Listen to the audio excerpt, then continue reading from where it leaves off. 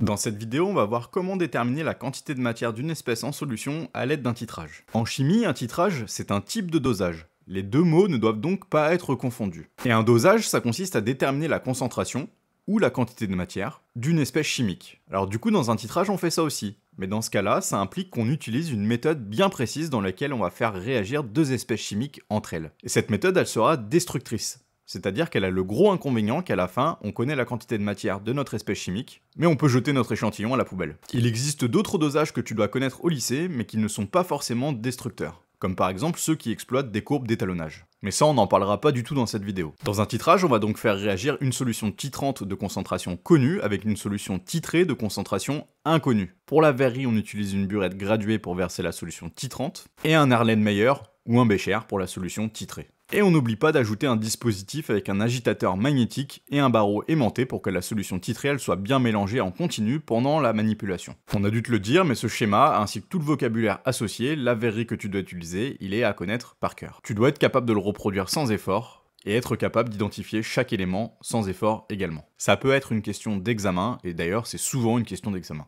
Alors il n'est pas question de faire réagir n'importe quelle solution entre elles pour que ton titrage soit valable. Trois conditions doivent notamment être remplies. La réaction support du titrage doit d'abord être totale, c'est-à-dire que le réactif limitant doit être entièrement consommé. La réaction, elle doit être rapide, c'est-à-dire que ça doit se produire immédiatement, ou en tout cas dans un temps suffisamment bref à l'œil nu. Il n'est pas question d'attendre 2 heures à chaque fois que tu rajoutes une goutte pour voir si ta réaction elle s'est produite ou pas. Et enfin, la réaction elle doit être unique. Ça veut dire que tu ne dois pas avoir de réactions secondaires qui vont venir parasiter ta réaction support du titrage. Et oui, sinon ça va fausser totalement tous tes calculs. Maintenant que ton dispositif il est prêt, ton job ça va être de repérer ce qu'on appelle l'équivalence. Pour définir proprement l'équivalence, prenons le premier cas. Tant que l'espèce titrante elle est versée en quantité trop faible, donc typiquement au début de ton titrage, c'est elle qui va limiter la réaction. Elle est consommée instantanément. Il n'y en a pas dans le récipient. Mais si on verse l'espèce titrante en trop grande quantité, donc typiquement à la fin de ton titrage, alors le réactif limitant change. Ça devient cette fois-ci l'espèce titrée, qui est elle totalement consommée.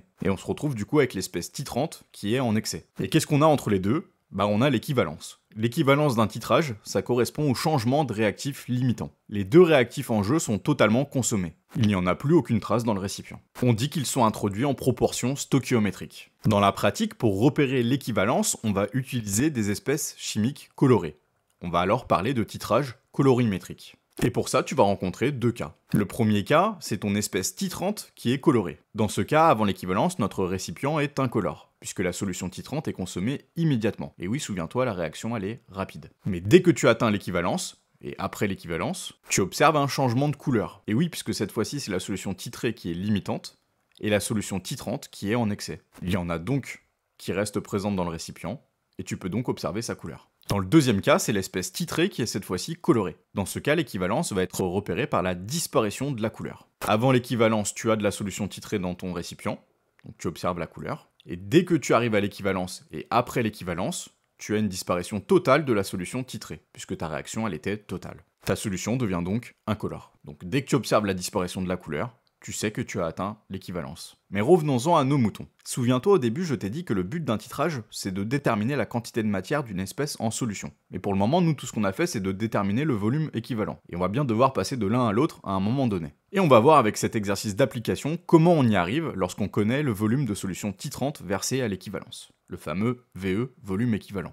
Première question, où nous demande d'expliquer comment on va repérer l'équivalence ici. Pour ça, on repère les informations dans l'énoncé. On voit que le MnO4- est une espèce chimique colorée, elle est violette. Deuxième information, on voit que le Mn2+ est une espèce chimique incolore. On a donc une espèce titrante qui est colorée, qui va réagir avec l'espèce titrée, et ça va donner une espèce incolore. On fait notre phrase réponse, on effectue le titrage d'une solution d'éthanol avec une solution de MnO4- violette. On va pouvoir repérer l'équivalence par le changement de couleur. La solution passant d'incolore à violette, car le MnO4- deviendra en excès. Donc comment on va repérer l'équivalence ? Dès que notre solution passera de incolore à violet, on sait qu'on a atteint l'équivalence. On arrive maintenant au cœur du sujet, avec la question où on va te demander soit de calculer la concentration de la solution titrée, soit sa quantité de matière. Ici, dans la question 2, on nous demande de calculer la concentration C1 d'éthanol dans la solution titrée. Et pour ça, très souvent, un tableau d'avancement va nous aider. Alors en chimie, quand on te dit très souvent un tableau d'avancement va t'aider, c'est une façon détournée de te dire fais un tableau d'avancement. Puisque l'objet de cette vidéo, ce n'est pas d'apprendre à faire un tableau d'avancement, je l'ai fait pour toi. Si toutefois tu veux revoir comment on fait un tableau d'avancement, je te renvoie vers cette vidéo où je t'explique comment faire ça. Ce qui va nous intéresser tout particulièrement dans ce tableau d'avancement, ce sont ces cases. Puisque pour rappel, à l'équivalence, il n'y a plus de réactifs. Les deux réactifs ont été totalement consommés.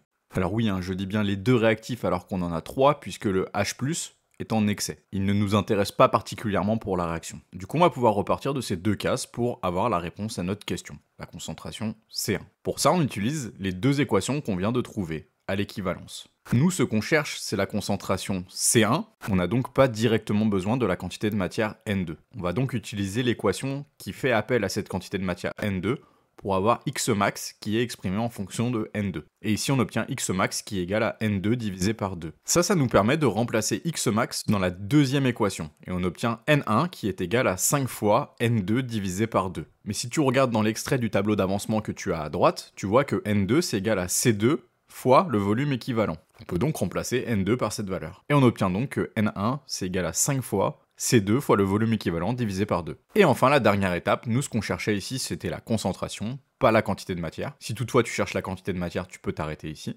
Or, N1 c'est égal à C1 fois V1. On obtient donc la concentration C1 qui est égale à 5 fois la concentration C2 fois le volume équivalent divisé par 2 fois le volume V1. Tu as ta formule littérale. Et ici, on n'a plus qu'à passer à l'application numérique puisqu'on connaît directement toutes les valeurs. C2, c'était notre énoncé qui nous le donnait. Le volume équivalent, on l'a déterminé de manière expérimentale. Et le volume V1, on l'avait aussi directement dans l'énoncé. On réalise donc l'application numérique. On fait le calcul à la calculatrice et on trouve une concentration C1 de 8,75 fois 10 puissance moins 2 mol par litre. On fait bien attention à prendre toutes les précautions habituelles, pas faire d'erreur, bien utiliser le bon nombre de chiffres significatifs, et normalement on a le bon résultat. Et voilà comment on exploite une réaction de titrage colorimétrique pour trouver une concentration d'une solution inconnue. C'est tout pour cette vidéo, si elle t'a été utile, fais-le moi savoir en commentaire. N'oublie pas que je poste très régulièrement des vidéos de physique-chimie pour t'aider du collège jusqu'au lycée. Et on se dit à bientôt pour de nouvelles vidéos.